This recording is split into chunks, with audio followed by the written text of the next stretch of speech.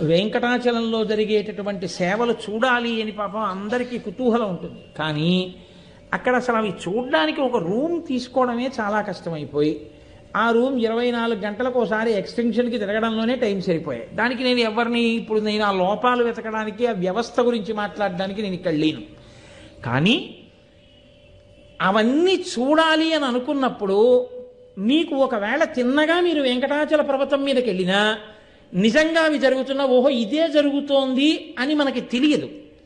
నాటకం వేసేవాళ్ళు చూడండి, రిహార్సల్ వేసుకుంటే పర్ఫెక్షన్ పెర్ఫార్మెన్స్లో ఉంటుంది. అలా మీరు తిరుమల కొండ మీదకి వెళ్ళినప్పుడు అక్కడ జరిగేటటువంటి అద్భుతమైన ప్రక్రియని చూడాలి అంటే మీరు ముందు ఒకసారి చూశారనుకోండి కాకినాడలో ఇది ఎంత ప్రయోజనకరమైందో.